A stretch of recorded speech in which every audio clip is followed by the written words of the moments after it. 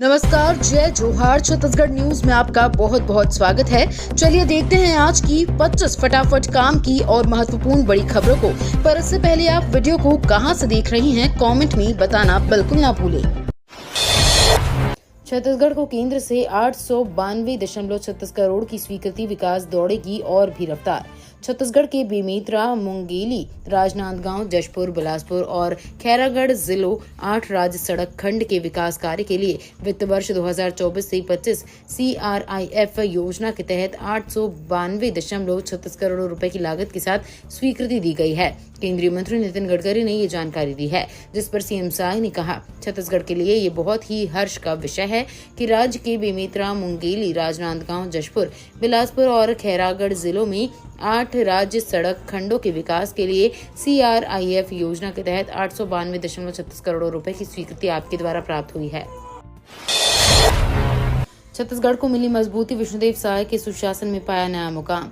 छत्तीसगढ़ में double engine की सरकार के काबिज होने के बाद से विकास की रफ्तार नए कीर्तिमान भी स्थापित कर रही है, जो राष्ट्रीय स्तर पर भी पहचान बना रही है। सीएम विष्णुदेव साय की अगुवाई में सड़क, शिक्षा, इंफ्रास्ट्रक्चर और स्वास्थ्य के लिए केंद्र से छत्तीसगढ़ को 1171 करोड़ रुपए मिले हैं। इस कदम से आम जनों के बीच सरकार के प्रति विश्वास पहले भी अधिक मजबूत हुआ है। छत्तीसगढ़ केंद्र सरकार की पूंजीगत व्यय यानी कैपेक्स के लिए राज्यों को विशेष सहायता योजना के तहत शीर्ष 5 पर पहुंच गया है। अब वो असम, गुजरात, हिमाचल, त्रिपुरा, गोवा और सिक्किम जैसे राज्यों की तुलना में आगे है।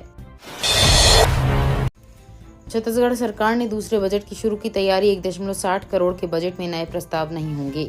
छत्तीसगढ़ विष्णुदेव साय सरकार के दूसरे बजट की तैयारी शुरू हो गई है। वित्त विभाग के द्वारा सभी विभागों को बजट के संबंध में दिशा निर्देश जारी किए गए हैं। सभी विभागों से कहा गया है कि वे अपने विभाग के बजट में 8% बढ़ोतरी करके प्रस्ताव भेजें। इस बढ़ोतरी के साथ ही साय सरकार का बजट औसतन 1,60,000 करोड़ रुपए तक का माना जा रहा है। बता दें कि वित्त विभाग ने 2025 से 26 के बजट के लिए सीमा तय कर दी गई है। वित्त विभाग उप सचिव के द्वारा सभी विभागों के ACS प्रमुख सचिवों और सचिवों को पत्र जारी किया गया है। छत्तीसगढ़ में पहली बार गंगरेल बांध में किया गया ड्रोन का सामूहिक प्रदर्शन। छत्तीसगढ़ की जीवनदायिनी महानदी के किनारे रविशंकर जलाशय क्षेत्र में जल जगार महोत्सव का 2 दिवसीय आयोजन 5 एवं 6 अक्टूबर को जिला प्रशासन द्वारा किया गया। इसमें विभिन्न प्रकार के कार्यक्रम और गतिविधियां आयोजित की गईं। इन्हीं में से एक सामूहिक ड्रोन प्रदर्शन, जिसमें आसमान में जल की विविध उपयोगिता और उसे बचाने की कवायद सम्मिलित है। छत्तीसगढ़ में ड्रोन का सामूहिक प्रदर्शन पहली बार रविशंकर जलाशय गंगरेल बांध में किया गया। जल जगार महोत्सव में IIT दिल्ली से आई टीम द्वारा 350 ड्रोन का एक साथ उपयोग कर आकाश में अलग अलग एनिमेशन और आकृतियां उकेरी गईं। सड़क दुर्घटना को रोकने धूमंतु पशुओं की धरपकड़ निरंतर जारी।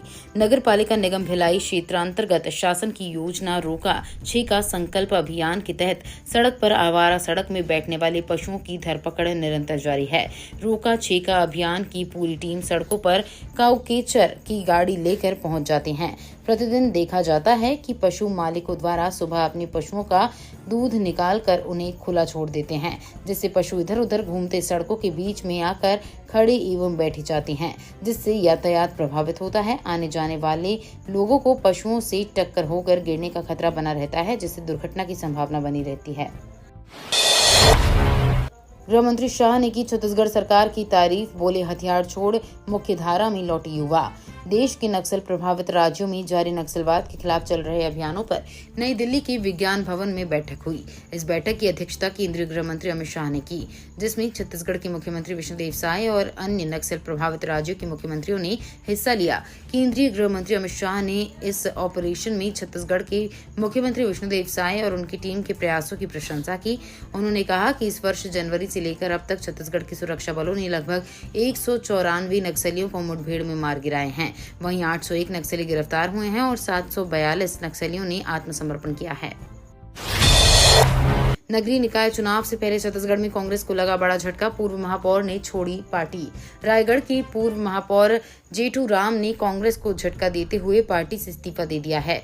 उन्होंने अपना त्याग पत्र सीधे प्रदेश अध्यक्ष दीपक बैज को भेजा है। हालांकि उनके इस्तीफे का स्पष्ट कारण सामने नहीं आया है। इस्तीफे पत्र में उन्होंने लिखा कि वे व्यक्तिगत कारणों से कांग्रेस की प्राथमिक सदस्यता से इस्तीफा दे रहे हैं। सूत्रों से मिली जानकारी के अनुसार जेठू राम पार्टी में लगातार हो रही उपेक्षा से परेशान थे। 2005 से 2010 तक रायगढ़ नगर निगम ने शानदार जीत हासिल कर महापौर बनने वाले जेठू राम हाल के वर्षों में पार्टी के भीतर अपनी अनदेखी को लेकर नाराज चल रहे थे। इसी वजह से उन्होंने आज पार्टी से इस्तीफा देने का निर्णय लिया है। महाराष्ट्र और झारखंड में चुनाव प्रचार करने जाएंगे छत्तीसगढ़ भाजपा के नेता। छत्तीसगढ़ भाजपा के नेता महाराष्ट्र और झारखंड में चुनाव प्रचार करने के लिए जाएंगे। महाराष्ट्र और झारखंड के लिए अलग अलग विधानसभा क्षेत्रों के प्रभारी नियुक्त किए गए हैं। इसमें मंत्री और विधायक शामिल हैं। हरियाणा और जम्मू कश्मीर में विधानसभा चुनावों के मतदान के बाद भाजपा आगामी विधानसभा चुनावों की तैयारियों में जुट गई है। महाराष्ट्र विधानसभा का कार्यकाल 26 नवंबर 2024 को समाप्त हो रहा है, जबकि झारखंड का 5 जनवरी 2025 तक है। दोनों राज्यों में चुनाव नवंबर-दिसंबर में एक साथ कराए जाने की संभावना है। छत्तीसगढ़ में नक्सलियों के वित्तीय तंत्र को एनआईए ने किया ध्वस्त। फंडिंग करने वाले लोगों की हुई गिरफ्तारियां। बस्तर में डिजिटल क्रांति और राष्ट्रीय अन्वेषण अभिकरण यानी एनआईए नक्सलवाद की लड़ाई में निर्णायक भूमिका निभा रही हैं। यहाँ घोर नक्सली क्षेत्र में मुख्यमंत्री विष्णुदेव साय सरकार ने 253 नए मोबाइल टावर स्थापित किए हैं। इससे जवानों को समय पर मोबाइल के जरिए ही कमांड मिल रहा है। घूर नक्सल क्षेत्र के कई इलाकों में पहली बार मोबाइल का नेटवर्क पहुंचा है।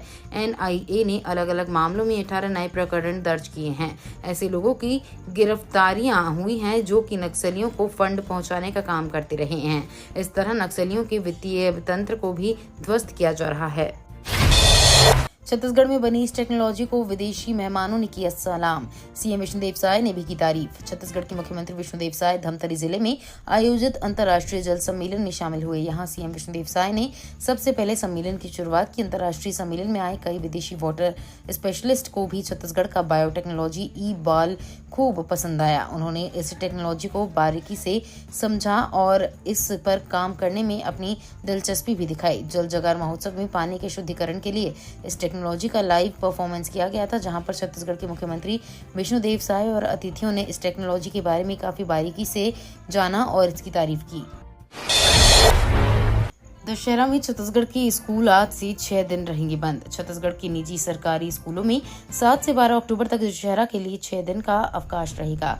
वहीं केंद्रीय विद्यालयों में 8 से 17 अक्टूबर यानी 10 दिन का शरद ऋतु अवकाश रहेगा।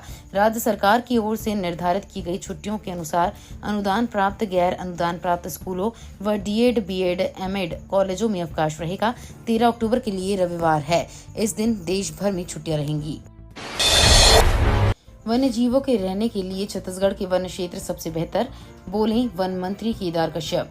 मंत्री केदार कश्यप ने कहा कि जिस तरह छत्तीसगढ़ की जलवायु और भौगोलिक स्थिति है, इससे राज्य देश के बाकी जगहों की तुलना में बहुत बेहतर है। कैबिनेट मंत्री ने कहा कि छत्तीसगढ़ बाढ़ और भूकंप जैसी प्राकृतिक आपदा से पूरी तरह सुरक्षित है। यहाँ के वन क्षेत्र वन्य जीवों के रहवास के लिए बेहद उपयुक्त है। मंत्री केदार कश्यप ने आगे कहा कि प्राचीन काल से ही राज्य के वनवासी लोग वन्य जीवों के साथ दोस्तों की तरह रहते हैं। हालांकि अब परिस्थितियों में काफी बदलाव आया है, जिसकी वजह से काफी कुछ सुनने को मिलता है। डिप्यूटी सीएम विजय शर्मा 9 अक्टूबर को कबीरधाम में पीएम आवास मेले में होंगे शामिल। मुख्यमंत्री विष्णुदेव साय के नेतृत्व में मोदी की गारंटी में शामिल प्रधानमंत्री आवास योजना का प्रदेश में तेजी से क्रियान्वयन किया जा रहा है। उप मुख्यमंत्री श्री शर्मा 9 अक्टूबर 2024 को इंडोर स्टेडियम कवर्धा में प्रधानमंत्री आवास योजना ग्रामीण अंतर्गत जिला स्तरीय भव्य आवास मेले का आयोजन किया जा रहा है। इस आवास मेले में उप मुख्यमंत्री विजय शर्मा उपस्थित होकर जिले के 18,000 से अधिक आवासहीन ग्रामीण परिवारों को उनके नए स्वीकृत हुए प्रधानमंत्री आवास योजना का अविकृत पत्र वितरण कर सम्मानित करेंगे। इन बच्चों को प्रतिमाह मिलेंगे 4,000 रुपए की वित्तीय सहायता। एकीकृत बाल संरक्षण योजना मिशन वात्सल्य महिला एवं बाल विकास विभाग अंतर्गत प्रवर्तकर्ता कार्यक्रम के तहत 18 वर्ष से कम आयु के देखरेख एवं संरक्षण की आवश्यकता वाले बच्चों को चिकित्सकीय पोषण, व्यावसायिक प्रशिक्षण एवं शैक्षिक आवश्यकताओं की पूर्ति हेतु परिवारों को अनुपूरक सहायता के रूप में धनराशि प्रदान किया जाना है, जिससे बच्चे की जीवन स्तर की गुणवत्ता में सुधार हो सके और बालक का सर्वोत्तम हित सुनिश्चित किया जा सके। आईजी को निर्देश, बेघर महिला को जल्द न्याय दिलाएं। हाईकोर्ट ने अर्जेंट हियरिंग के लिए मामले में संवेदनशीलता दिखाई है। बेघर महिला की याचिका पर सुनवाई के लिए कोर्ट समय से पहले खुला। चीफ जस्टिस रमेश सिन्हा और जस्टिस बीडी गुरु की डिवीजन बेंच में मामले की सुनवाई हुई। दुर्ग की महिला ने अर्जेंट हियरिंग की मांग की थी, क्योंकि थाने में एफआईआर दर्ज होने के बाद महिला का पति लापता है। दुर्ग पुलिस प्रशासन ने बिना चेतावनी महिला के घर को सील कर दिया है। महिला ने सील बंद कर को खुलवाने याचिका लगाई है। कोर्ट ने दुर्ग आईजी को नोटिस कर जल्द सुनवाई करने के निर्देश दिए हैं। मेचका के साप्ताहिक बाजार में चला जागरूकता अभियान। पुलिस अधीक्षक के निर्देशन में थाना प्रभारी मेचका एवं स्टाफ द्वारा मेचका के साप्ताहिक बाजार में साइबर फ्रॉड एवं नशा मुक्ति अभियान के संबंध में जागरूकता कार्यक्रम चलाया गया।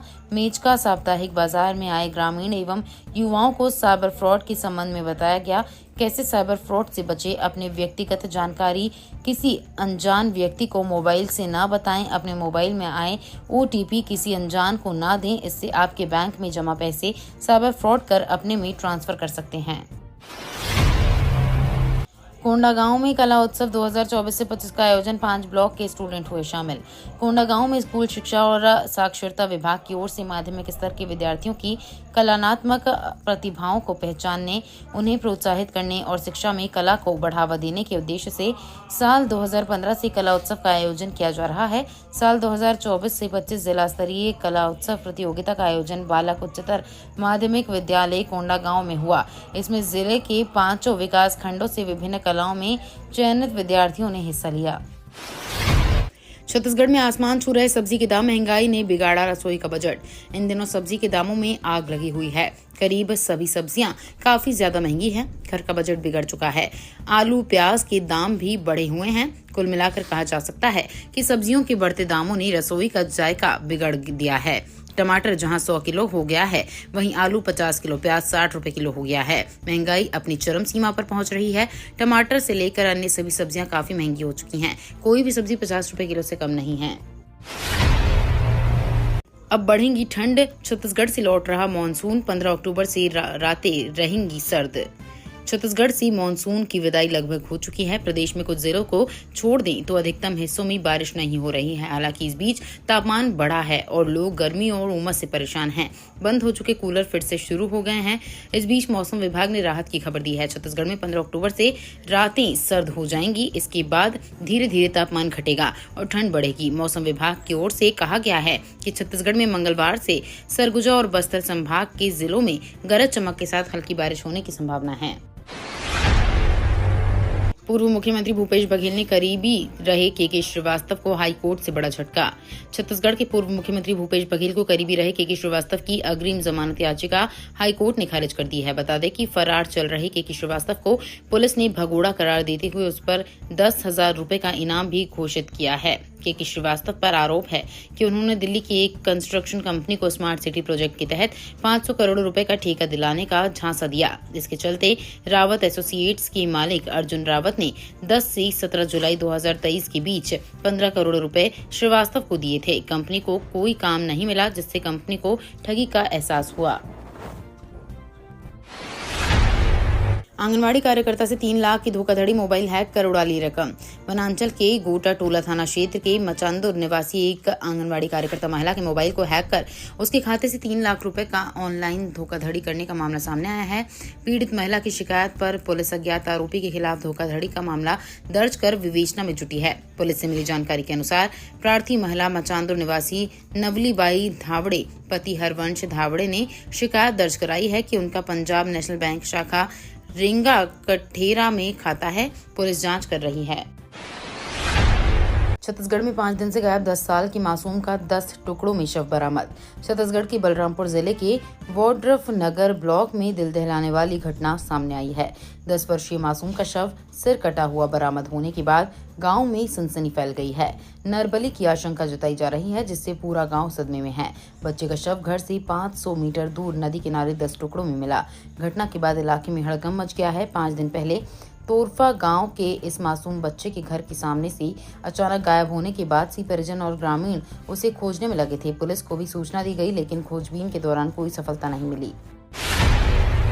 छत्तीसगढ़ में थाईलैंड वाला दुर्गा पंडाल 5 शेरों पर सवार होकर आई माता रानी।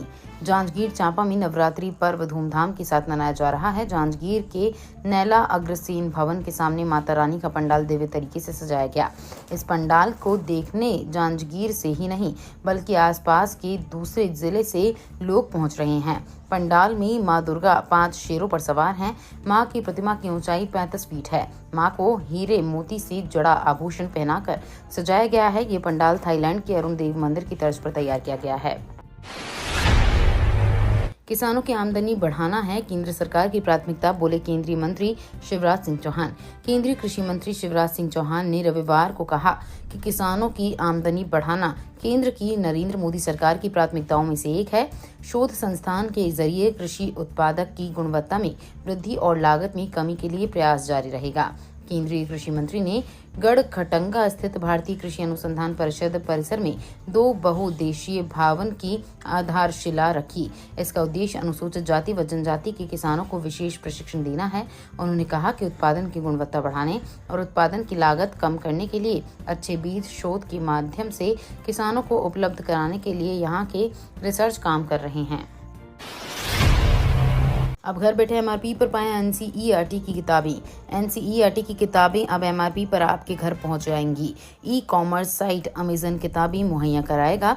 शिक्षा मंत्रालय के सहयोग से एनसीईआरटी इसके लिए अमेजन के साथ साझेदारी करेगा। एनसीईआरटी के मुख्य व्यापार प्रबंधक अमिताभ ने बताया कि अभी जो किताबें अमेजोन से ऑर्डर की जाती हैं वो एमआरपी से ज्यादा कीमत पर लोगों तक पहुंचती हैं। 65 रुपए की किताब को अमेजोन 200-300 तक में बेचता है, लेकिन अब 65 रुपए की किताब इसी मूल्य पर उपलब्ध होंगी। ये तो थी आज की बड़ी खबरें। अगर आपको न्यूज पसंद आई हो तो वीडियो को लाइक और शेयर करना बिल्कुल ना भूलें। धन्यवाद।